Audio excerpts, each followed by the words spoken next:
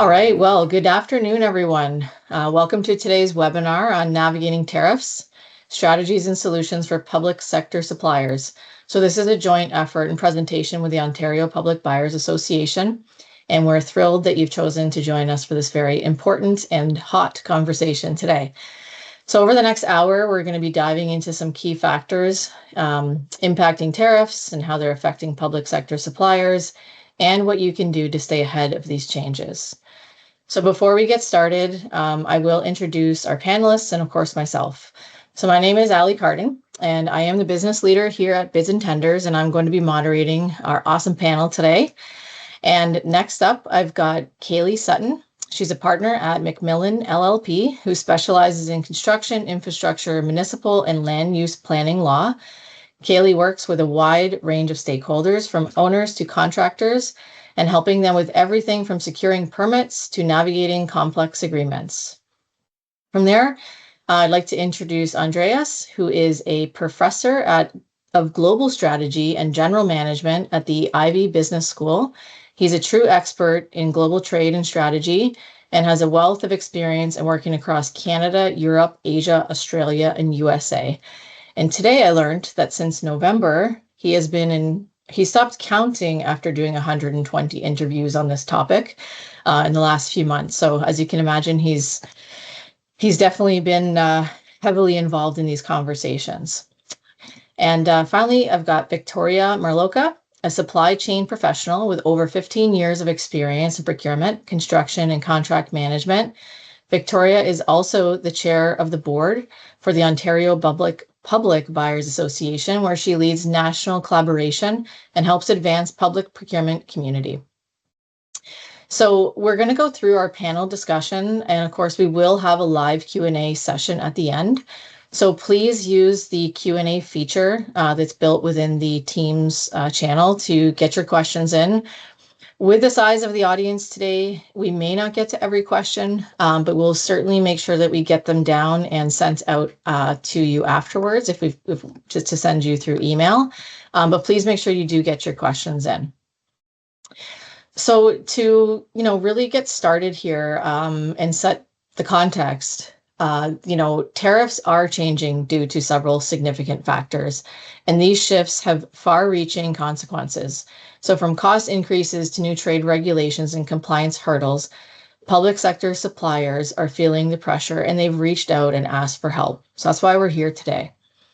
So we will be discussing the elements influencing these changes, like shifting government policies, trade negotiations, and broader economic factors, and how they're affecting your contracts.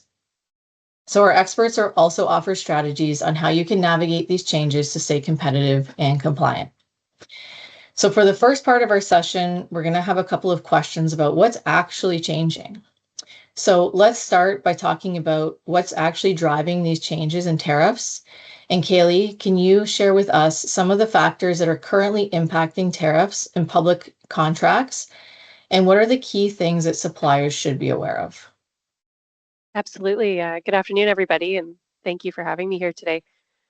So I'll let my co-panelists discuss what's currently impacting tariffs themselves, but I can certainly address the contracts point.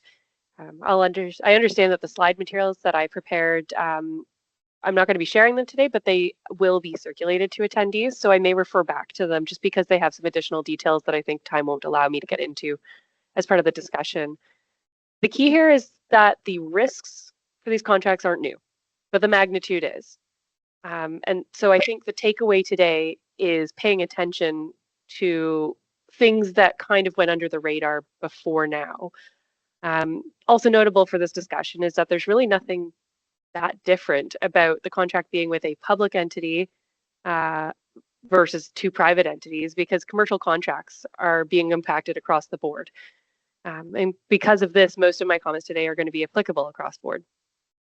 That said, suppliers will need to be aware, for example, that their public sector clients will likely be subject to new, more restrictive policies that are being introduced.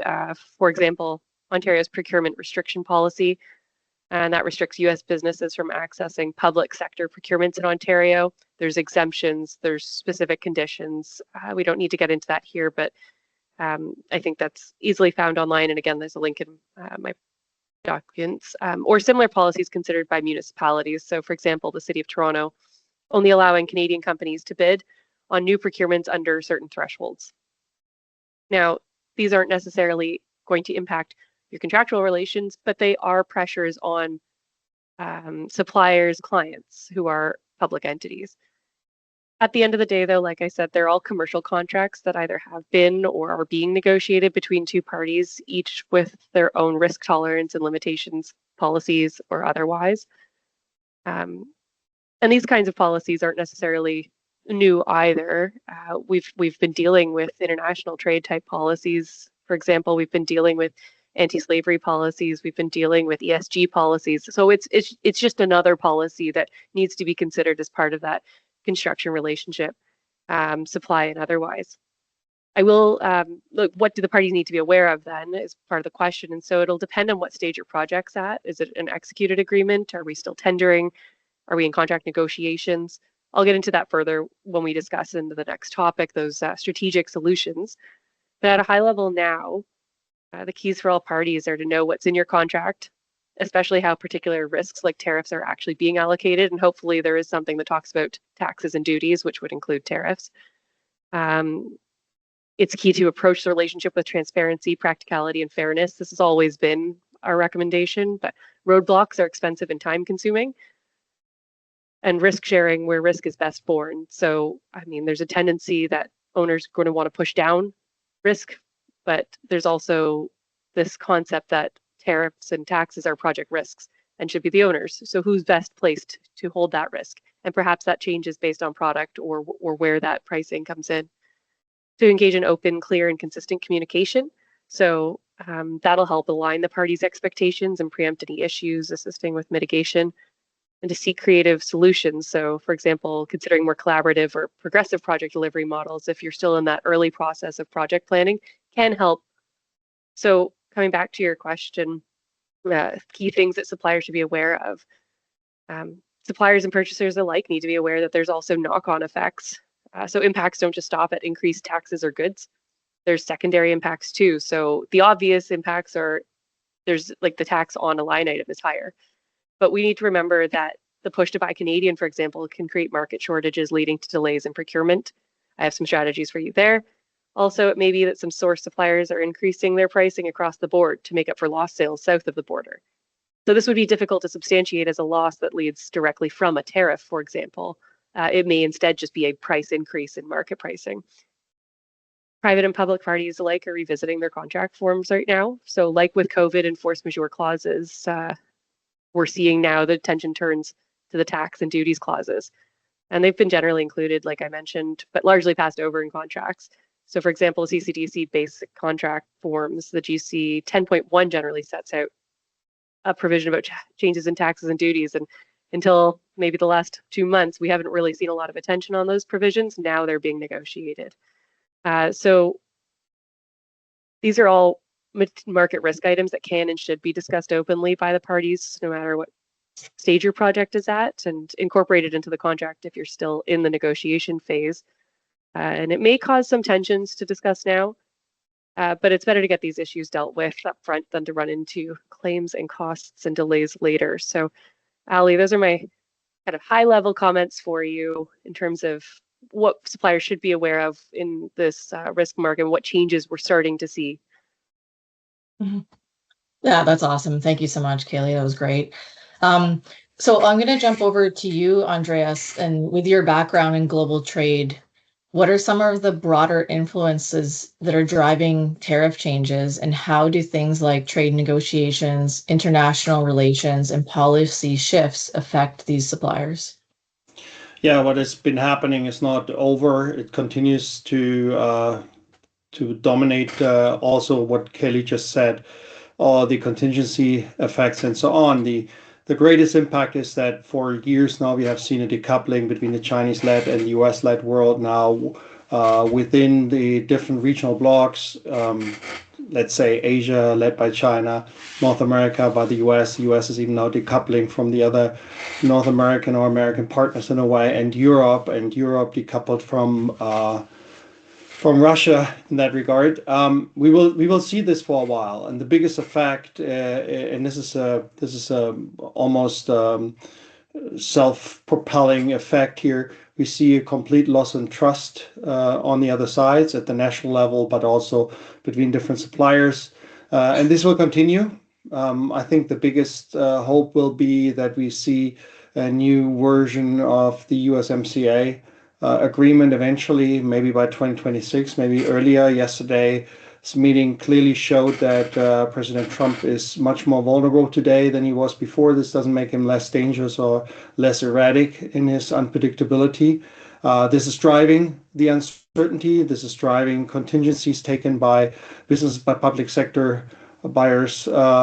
Certainly, we have seen early in the tariff war rhetoric from the provinces about either responding with counter tariffs, with blocking certain supplies and so on.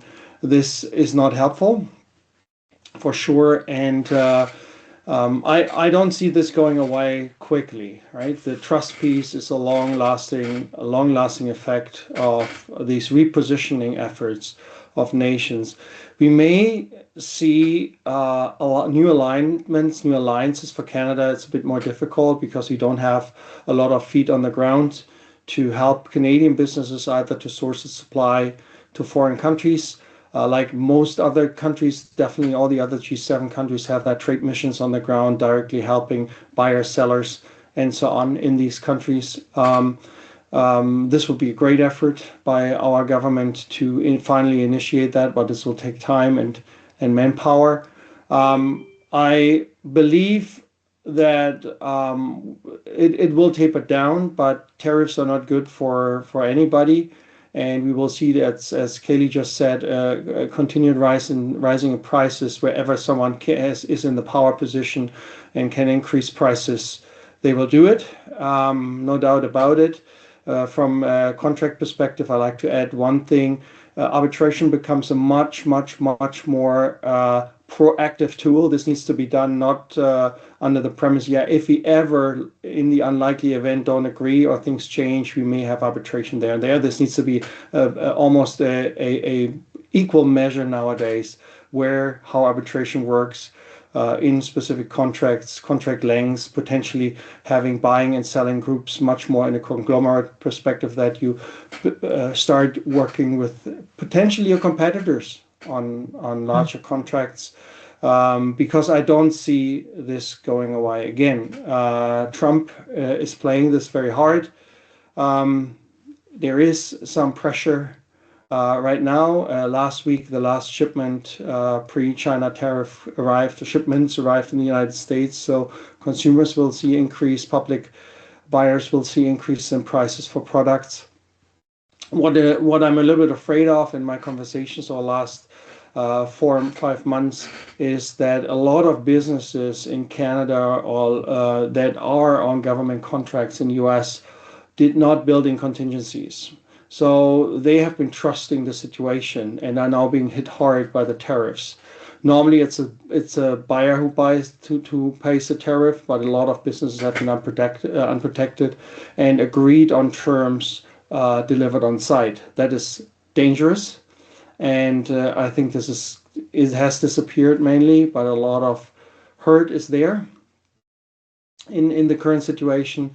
Again, back to your question, Ali, we will see a continuing situation of volatility here and uncertainty, and we have to go from contract to contract and maybe even step away from certain contracts if we cannot at least understand the risks.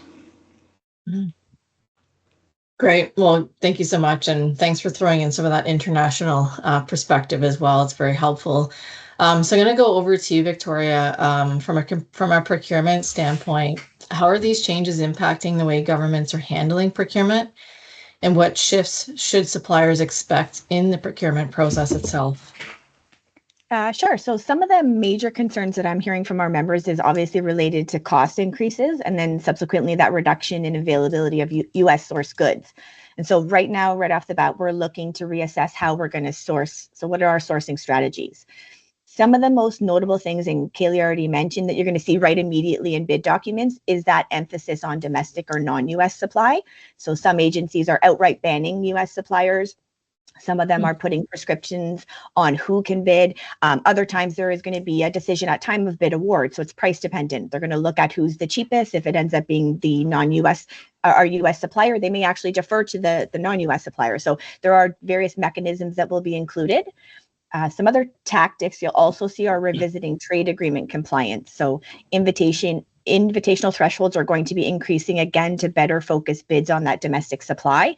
So from our perspective, now is really the time to attend those various sessions offered by the public sector. So you see those doing business with X agency. So I know City of Toronto is hosting one in the coming months. City of Mississauga has one. The OPBA hosts one in the fall every year. It just connects suppliers with the public sector entities to understand what's changing in their world and how can you adapt to those changes. For us, it's an all hands on deck approach right now. So we're looking to support suppliers just as we're looking for suppliers to support us. From a general perspective, when you're bidding, I think suppliers can really start to see more localization requirements. So there's going to be that stronger value for money evaluation over that lowest price that you're used to seeing. And so a lot of other things you'll start to see is an increased scrutiny about point of origin. You'll see a more collaborative purchasing. So all of us are going to get together to try and do that power of volume, which will also help you to engage with that domestic supply. So we're going to look to the power of volume to bring procurements to the supply base in Canada. So it drives down the cost ultimately. And then on the flip side, you're going to start seeing during that contract administration, public entities will ask you to find alternative goods. So you may have bid a US product to start with, and that's how you awarded. And now there's going to be a tariff applied. You're going to come to us for an additional cost. And we may say to you, okay, can you go out and find a Canadian equivalent? We would rather support the domestic economy and pay a little bit more in that regard versus paying that tariff that will go directly to the US. So it's all about collaboration. We want to talk to you. We want to hear from you. And so I really do encourage you to go to those sessions and to reach out to the municipalities that you are generally working with to understand what's changing individually there and how you can adapt to them. Excellent. Thank you so much. So I think the next part of our session is more on those strategic solutions. So we're going to talk a little bit about that.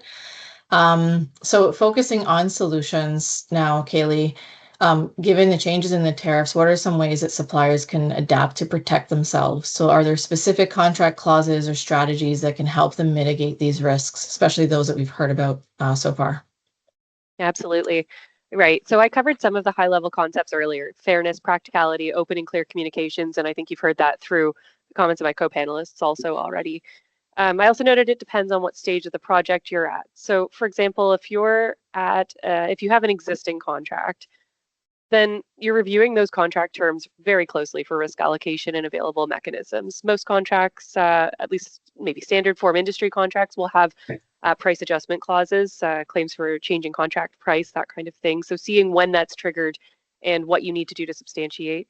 You're assessing the financial health of the counterparty. Maybe you did that due diligence at the early parts of your relationship. And, this is obvious for an owner when picking, for example, a supplier, but this is probably something that both parties should be doing because if the price is going up, can they pay? And so are there any red flags regarding availability to pay or perform? Conduct compliance reviews. And so this goes, I think, directly back to Victoria's point and making sure that if there are, this is probably more for the purchaser's side, but suppliers should be aware that owners may be doing this. If there are international trade agreements or other types of policies or regulatory requirements that you're complying with them and making sure, just checking in on what those requirements are, because compliance with all applicable law is usually the throwaway clause in these contracts, but that changes over the course of a project often. And so making sure you're compliant. Open and clear communication, we talked about that. And remember that contractual notice requirements do not equal claims. A lot of contracts require you to let the owner know if you think that there might be, for example, an increase coming. That's not a claim, and owners do get their backs up when they see these notices. This is an opportunity for the parties to work together, mitigate, and discuss how to go forward. Fairness and practicality of approach. So overly rigid approaches can lead to roadblocks, and as I mentioned, roadblocks can be expensive. So trying to work with the relationship that you have, as opposed to jumping right to a termination or renegotiation.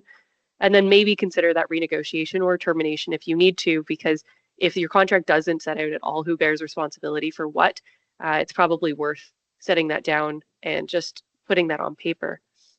If you're at your tender stage, conduct thorough market research and identify your tariff risks. So which products, for example, are likely more subject to that risk? Some may not be, some may be.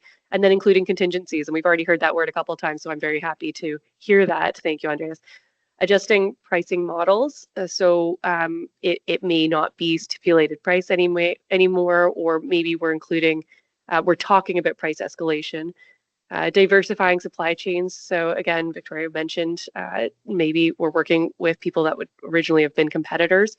Transparency regarding sources and suppliers, alternative suppliers, Canada-made substitutions. Consider advanced procurement opportunities, i.e., can they buy now, store it, and then take that to site later. So that may help avoid something that you see coming.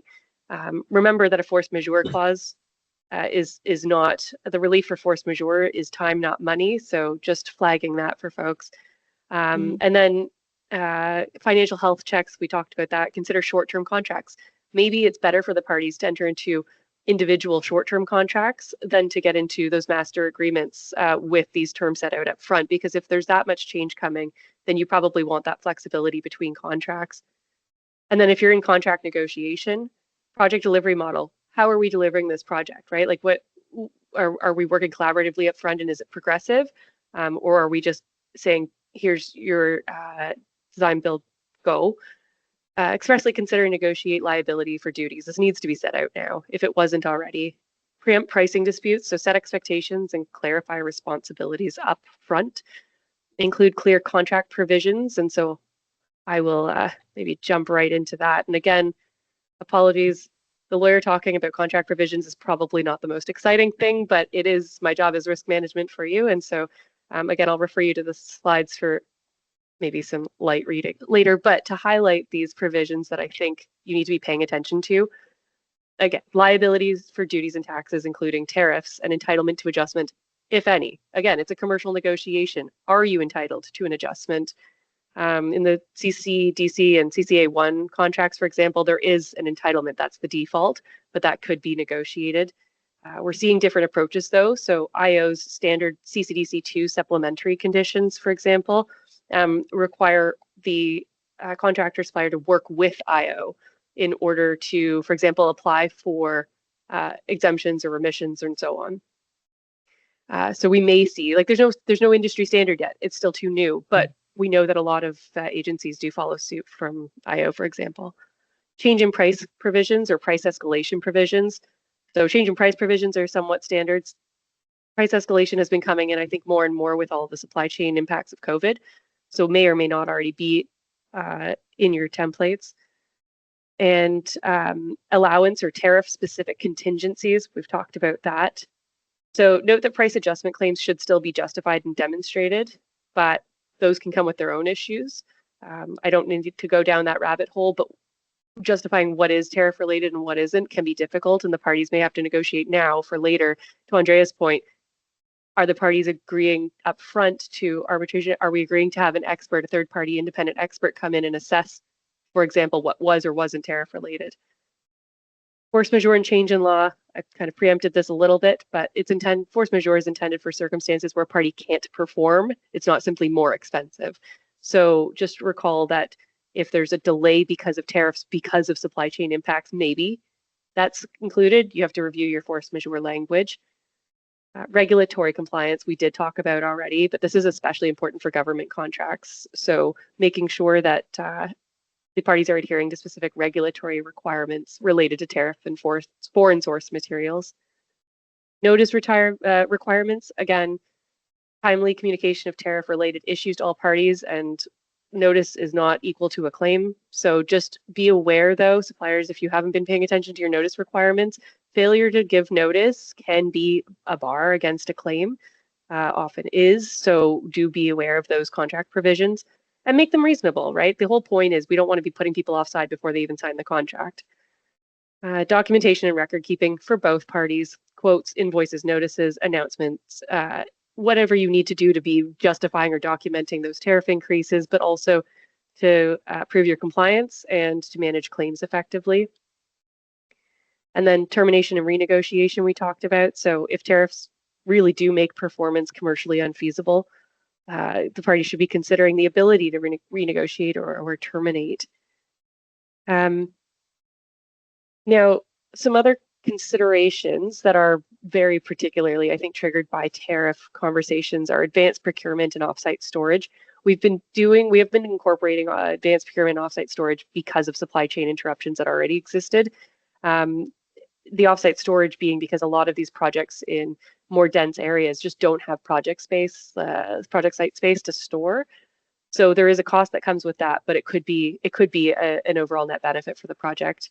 Now, an owner would want, so be aware of this, suppliers, an owner will likely want corresponding terms for protection, because if they're pre-ordering something, if they're prepaying for something that they're not getting delivered to site, title doesn't necessarily transfer at time of payment. So there's security matters to be considering. Material substitution we've touched on already, so specifying whether alternative suppliers may be sourced if costs become prohibitive. Again, the contract needs to build out, though, what's the process? Does there need to be prior notice and consent from the owner on this? Is it all products, or is it anything? Are there specific products that can't be subbed? To be discussed. Value engineering, is it required? Processes surrounding that. Value for duty and transfer pricing arrangements for Canadian importers, so minimizing duties through value for duty and optimization strategy, identifying allowable deductions and relying on appropriate transfer price. And Incoterms, so be aware of the impact that different Incoterms might have. So delivery duty paid, the seller is responsible for paying customs and duties, including applicable tariffs. You're free on board or X works. The buyer assumes responsibility for importing the goods and paying duties. And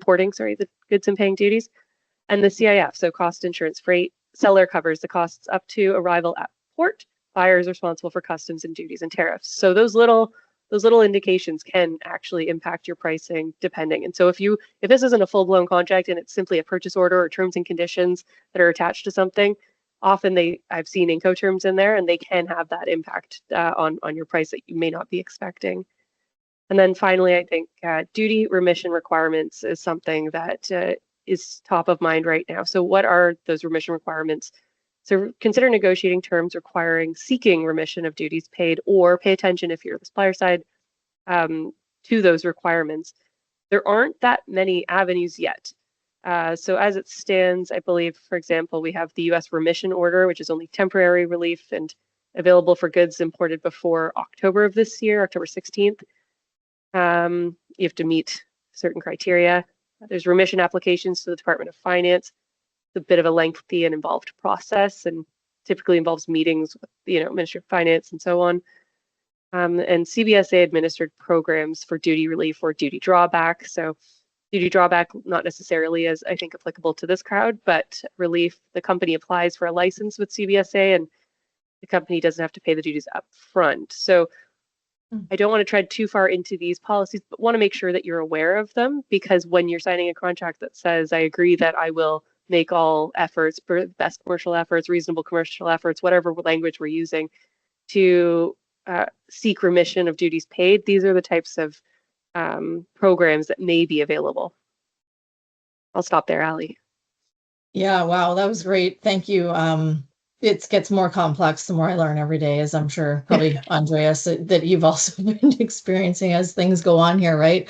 Yeah, just so many things that you would potentially overlook or not think of, right? So I think, what I really heard you say there is look over everything that you've got with a fine-tooth comb and sort of pick out, these potential issues where, that it could become an issue for them, right? But absolutely, definitely please read your contracts. Don't leave them in the Yes. drawer. I know everybody puts them in the drawer and forgets them, and that's the best case scenario, really, because if a contract's a prenup and everybody's good, great. But being aware of what the processes are can save that headache later. Yeah, and it's such a new, like you said, there's not really precedent set. There's, this is new for everyone, right? So I think most people don't read the contracts, but this is the time where you should, and be prepared, be proactive, and these things are changing daily, and at any given time, your business could be really disruptive if you're not paying attention.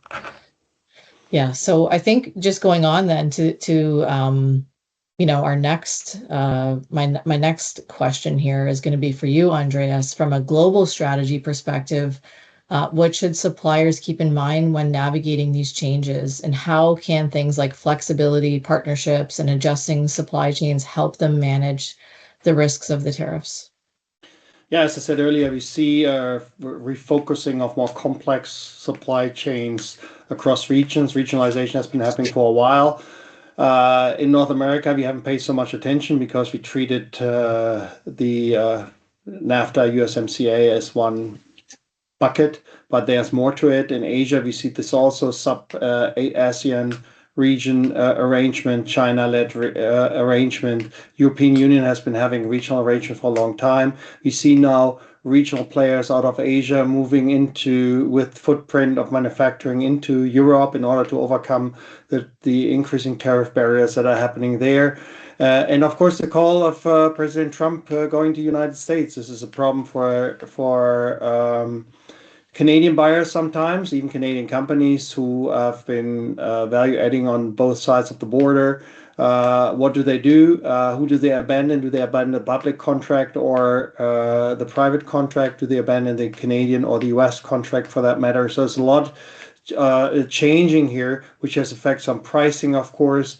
And as a buyer, you got to be smarter about it. The worst risk for me for buyers in this situation is that you are running out of supply, right? So you may have the best contract in the world, but if your seller goes either bellies up or is simply not able to supply from his supply chain perspective, what are you going to do? You want to finish the project and there's nobody, right? You can have the best contingency, the best contracts in the world. If you don't manage through your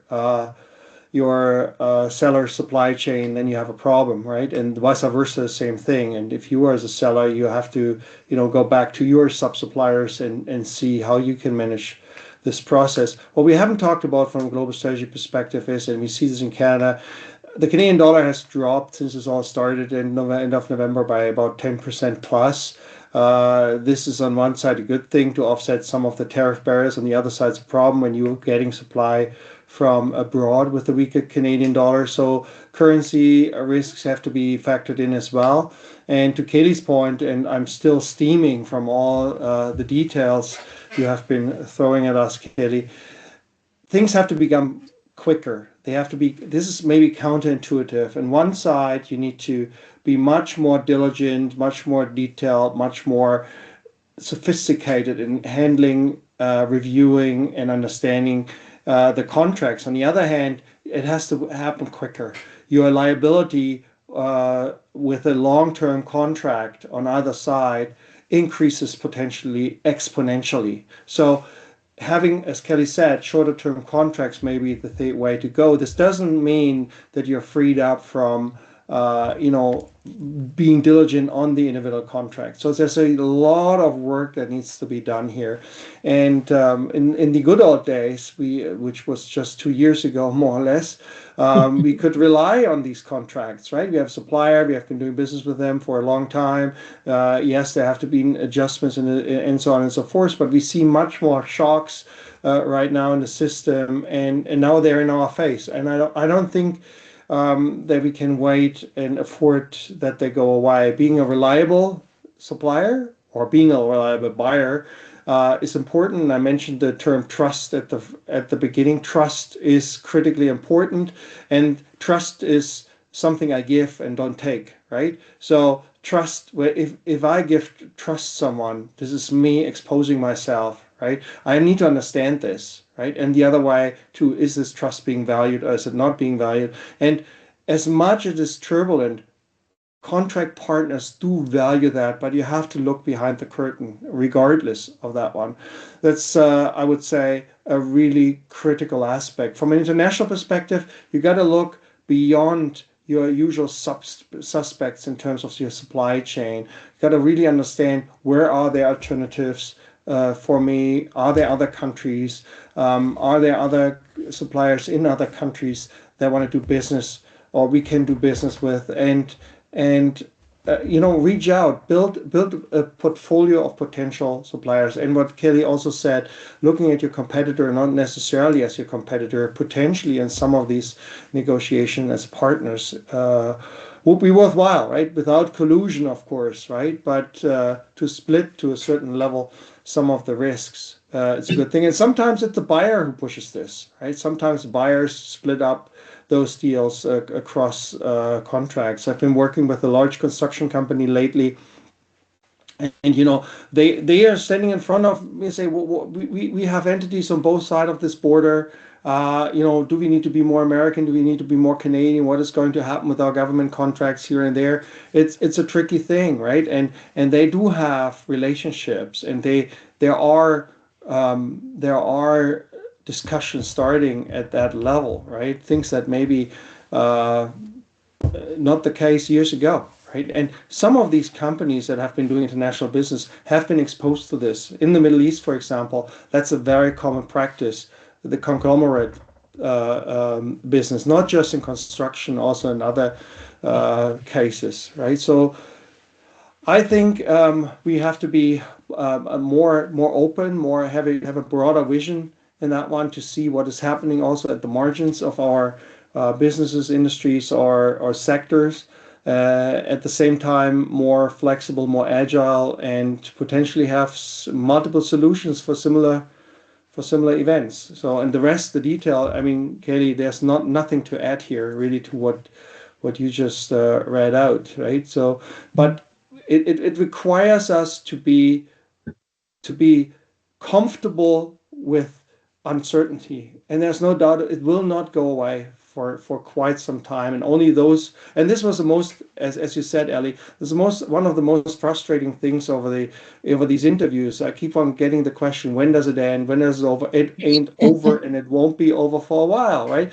But those who are able to navigate, right, and have the contingencies in play, have the flexibility, accept that this is a multi-side play here. Also diversify risk across projects, across customers, across sellers. Those are the ones that are going to win. Don't sit it out, right? So just keep on going. Mm-hmm. Yeah, no, that's great. Actually, and some of the suppliers that I was, speaking with, they're trying to look elsewhere. They run into other challenges, right? Like whether they're looking in Europe or other places for, supply where the Canadian dollar is diminishing, and now wait times and shipping times are twice as long as they would be for the US. And then, everybody's looking to move from the US and to go find someone else, right? So all these other places are now being inundated with, requests and things. So, certainly see some supply chain challenges coming. And I think, what you said about being comfortable with uncertainty, that made me feel uncomfortable, because that's hard to do, right? It's really about that resilience. And I guess the message is things are going to keep changing quickly, and we got to stay on our toes, right? That's what we need to do to survive at this point, is sort of the feeling that I have. So thank you for that. I'm going to go over to you now, Victoria, and ask you, what are some of the best practices suppliers can adopt to stay compliant while trying to stay competitive in the light of these tariff shifts? Sure, I'll kind of dovetail off what Kaylee said. So the contract is very important. We get that, but you need to get the contract. And so from my perspective, you need to read the upfront documents. So what we're seeing a lot happening now is people are qualifying their bids. So they're giving us a price. Maybe they don't have the time. Maybe there's so much work, they're not reading what we're asking for. And so they'll come in with $100 and a little note saying that, subject to tariffs. For us, as a public entity, that qualifies it. And it means I can't even look forward to awarding to you. You could be using all Canadian supply. You could be my neighbor next door. You could give us the best price. But because you've added that qualifying factor, you've added an element to us where we are unable to accept your bid. And so contract is important when you get it. Reading the procurement document is even more important, so that when you are bidding, it is a responsible bid and we're able to look at it to actually move forward to the next step. I can't stress that enough. And because it's not a business as usual environment right now, you need to be even more cognizant of what you're reading, because each entity has small nuances in terms of how they're going to accept bids and what they're going to look at in the event of a non-compliance issue. And so my next kind of tip is you need to ask questions. Now is the best time to ask questions to a public sector entity. We have a tendering period. We have a question and answer period. I mean, speak up. Ask for shorter terms. If we're asking for 5 years, it doesn't work in your industry, tell us it doesn't work. This is why it doesn't work. I want only 1 year, and this is why. We do our best to get out there and talk to industry as much as possible, but sometimes we just don't know. We're putting it out and hoping that the industry will speak back to us. So that's what we really need to do in terms of that partnership and working together right now is, tell us if something in our document is not working, or it's going to cause an imposition for you in the future. It's going to be a restriction for you to contract with us. During that tendering period is the time to bring it up, because it's when we have the ability to adapt. And so also another thing we need to look at is we need you to be a bit more proactive. So as the other panelists were saying, diversifying your supply chains early. So reducing that reliance on US and sourcing from Canada or, tariff exempt countries helps to bring that price certainty to you and then subsequently to us. And then it's just important that you stay on top of the regulations that are imposed on you, because a lot more of what we're going to do is auditing. So, if you're going to ask us for a tariff, we're going to want to see all of this information related to what did you pay and how are we going to pass through that cost and pay it to you. So maintaining documentation, including certificates of origin when we ask for it, understanding customs and what you should be asking your brokers for, and then supporting any audit that we ask for, just to continue to build that relationship so that we're both adapting and supporting each other in this kind of, as Andrea said, like very ever-changing, not going away time. This is kind of the new norm and the new standard. So just being proactive and staying ahead of it helps us to support you. And then finally, I think something that you need to start to work towards is a lot of the shift in terms of our invitational and looking at supply chain. Many organizations are introducing sustainability concepts. And so that, in addition to tariffs, is going to be something that you'll start seeing in these documents. So looking at social value stuff, looking at indigenous reconciliation. So it's really reading the procurement documents and subsequent contract and understanding your deliverable so that when you're providing that price, it is an all-inclusive price and you're covered on your end, we're covered on our end, and we can continue that partnership. Okay, excellent. Hopefully I summarized some of your notes there. So thank you for that. So I guess maybe to summarize, I think sort of hearing what each of you have said and maybe just summarizing some of the recommendations before we jump into the questions is, I heard time and time again, read the contracts, whether you're about to tender, you are tendering, you have a contract, but read them, get the details and understand where you could be impacted. And then going into that is, if you're in an open tendering or RFP stage, ask questions, right? This is the time where you can ask the questions if you don't know how to respond to something, if you don't know how to handle a term or a tariff or something, ask those questions at the right time. We heard, Andre say, be flexible, expect change, and be proactive as well. And, staying on top of these regulations, like as suppliers, it is our responsibility to make sure we understand the regulations. And if we don't understand, again, ask those questions. And I think I heard a few times about documentation, right? Keep the right documentation. You could be called upon to prove things or to substantiate or provide detailed information. So that's some of the summaries that I captured there, but I thought, from here, maybe I would jump into some of the questions that are coming in from the audience, and we're kind of right on time with our schedule. So we've got about, 10-ish minutes before we sort of wrap up. So I'll try to get through these questions and hopefully I can aim them at the right person. But as I mentioned, if it's one is better off to the other, please go ahead and do that. So, and I should just call a shout out to the audience. If you haven't submitted a question yet and you want to, please get it in. So if we don't get it answered at this live session, we will follow up with you. So I'm going to jump to, I'll jump to this one. And I'm thinking maybe Andre, you could answer this one. So if a US based supplier manufactures goods in Mexico, ships to Canada via land, and ships to Canada via land, would the goods be single, double, or not tariffed? Do you know that? Depending on the source and the way of shipping, that's a logistic challenge of the logistic company you are imposing. Technically, it should not be tariffed going into the US and coming out of the US. If it is, you actually have to do an import and an export process again. This is shifting at the moment. I've heard different things from different people how U.S. Custom is handling that right now. But you got to work with a really professional forwarding company that is familiar with the current processes here, and there are plenty of them out there. So. Technically speaking, you should own the goods if they never, ever enter legally the United States, other than for transit, they should not be taxed in the United States. But again, that's a process. How is the logistic company set up here, right? You should be only subject to the tariffs that Canada imposes on Mexican products, right? However, if the Mexican product has a substantial amount of US product in it, then the Canadian government could very well impose tariffs on US goods, right? That's a big problem for example, Canadian products going into Asia, if they are supplied as part of a U.S. solution, right? So the U.S. tariffs the tariffs on U.S. goods imposed by China, for example, may go back on Canadian products. It's a complex thing. My recommendation is be careful who you're dealing with as a logistic provider. Don't take the two guys in the truck here necessarily, right? Not a good idea.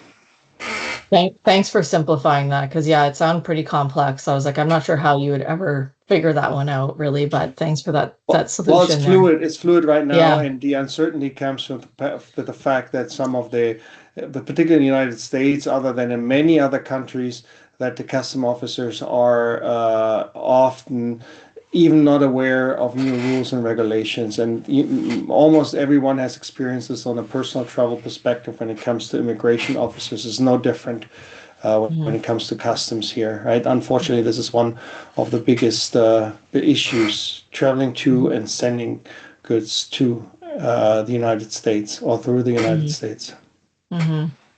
Okay, thank you. The next one's a CCDC2 contract or question. I think I'm going to give that one to you, Kaylee. Sure. So it says the CCDC2 contract protects contractor against new tariffs, but does not clearly state guidelines for price increases due to tariffs. For example, a Canadian steel is tariffed going south into the US. It is transformed into a material that is sent back north to Canada and is not tariffed at that point. This results in a price increase for the Canadian contractor. Can this be reimbursable in the standard CCDC2, and what justification should be provided? Oh boy. Okay, so this is not legal advice. That sounds like a specific question relating to a specific project. So I'm going to generalize it and say it's a hypothetical. And the CCDC2 is a stipulated price contract, right? So there are price claims for a change in contract price provisions. That's GC 6.6, if I remember correctly. So 10.1 in the CCDC2, it does say if there are changes impacting price after bid time, so that's the trigger point in the CCDC templates, then, and that's up or down, by the way. So if you've priced for higher tariffs and they come down, owners may be making these price change claims as well. Then you have to follow the process set out in GC 6.6, assuming no supplementary conditions amending these. Now, if you're saying that if your paperwork comes together and it's really hard to justify it as a tariff related change, and this is more of like an indirect price escalation type or just price impact, then I think that's again something that you would look to 6.6 for as a change in contract price, and you would follow that process still, where you could change, or it may be a change in law provision. We could look at the change in law provisions. So if it's an unamended CCDC2, I do think that there's opportunity there with the basic terms. But this is where, if you're negotiating it right now, I would suggest putting in more intentional express provisions trying to address these types of situations. Good one. Thank you for that. All right, the next one I'm going to ask, I'm not sure who best to ask this, so I'll maybe let one of you just pick it up. So if a company knowingly enters into negotiations with a Canadian firm that sources American-made products, is that consideration simply discouraged, or is it actually in violation of any procurement guidelines? So I can just talk from like a policy perspective. So individual agencies have their own provisions, as I think Kaylee alluded to at the very beginning with one of her questions. So it's important to understand how each agency is applying. So for instance, I've heard some of our members, they're just looking at the entity providing, so not down the supply chain. They're simply looking at that entity. Are they in Canada? Are they hiring Canadians? Do they have a presence here? And they're not bothering to look down the supply chain. So in that case, those would be fine. There are others that are looking at point of origin for the goods. So it's right flow through down to the supply chain, understanding, we don't want you to contract anywhere with a US supplier. And in that case, you need to understand what is the impact to your business in that regard. So it really is, and I know it's kind of a very general response, but you need to understand the position the entity has, because unfortunately in Ontario and Canada, we don't have a standard in procurement. Everyone is a little bit different and has nuances, although we are trying to work for a one streamlined approach. Thank you for picking that up. Does anyone else on the panel want to add anything to that? No, I think Victoria handled that perfectly. Okay, good job, Victoria.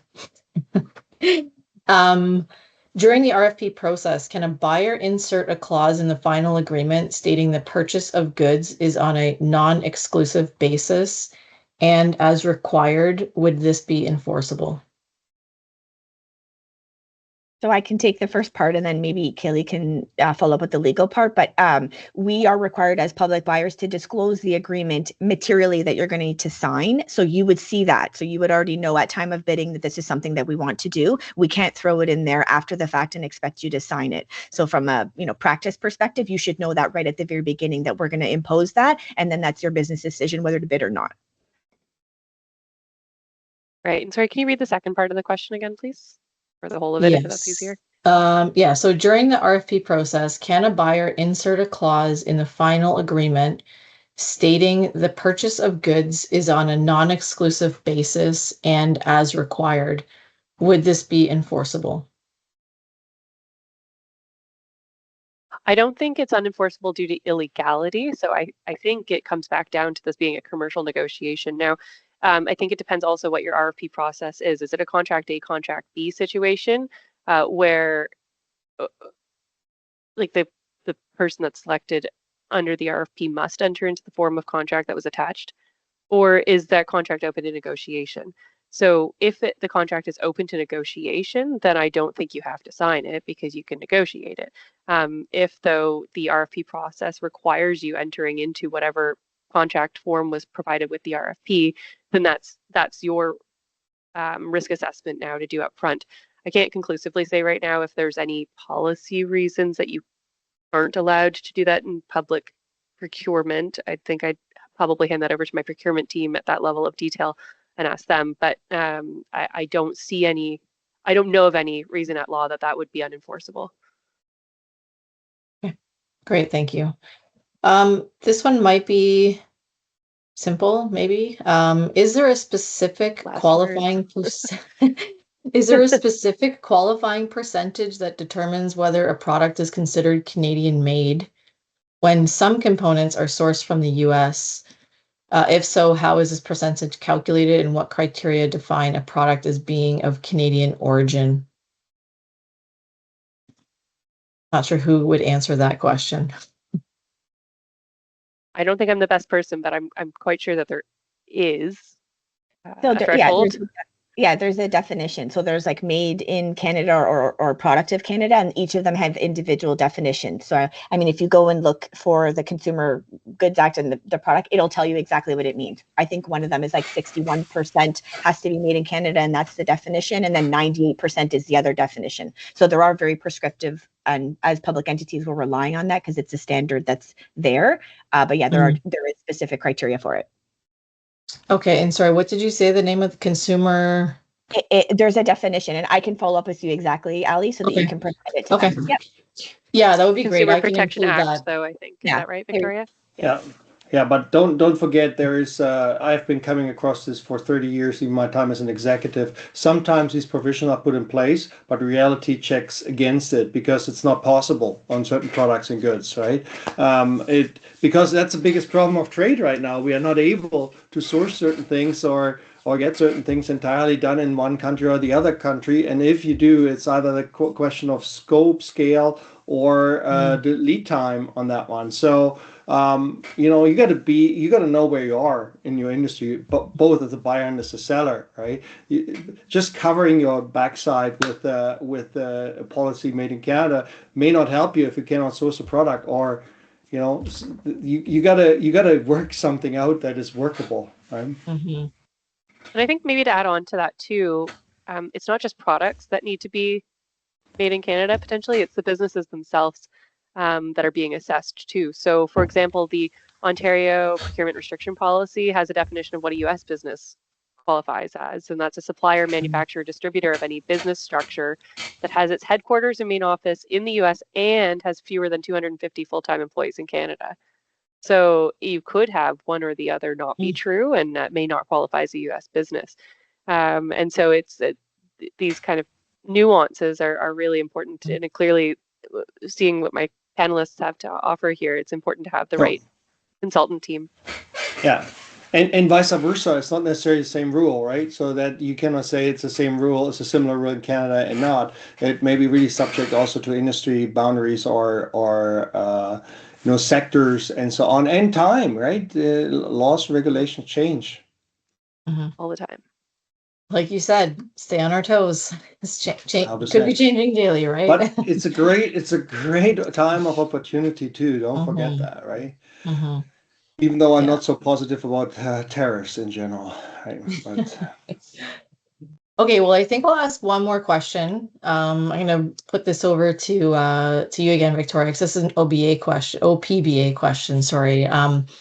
And something that's come up is, what is the OPBA doing in a way of education for their members? There's a lot of misinformation on tariffs within the municipal government market space. So are you guys doing anything? Or potentially would you be doing anything? Yeah, so we've had several sessions already. So we had panelists at the very beginning. We hopped on that right away. We had 400 plus members on there where we discussed. We had some people talking about what they were thinking of doing, how they were going to apply it. We had a follow-up for a little bit more concrete. We have a member board where we're able to share ideas. So it's an active community, but like everyone has said, it's constantly changing, but we're doing as much as we can to advocate for some consistency amongst all the members. So it's easier for you as suppliers. I think that's probably the biggest thing. I may do something different than City of Toronto down the street and Oshawa down the street from them. So it's bringing that level of consistency, and we're advocating as a membership to help that. Yeah, that's awesome. Well, thank you so much. So we are kind of right at the dot here, 2:00. So I am just going to be respectful of the time, and I want to thank our panelists so much for your time and joining us today and sharing your insight and experience. And for all of the suppliers and those of you that joined us online, thank you again for your time.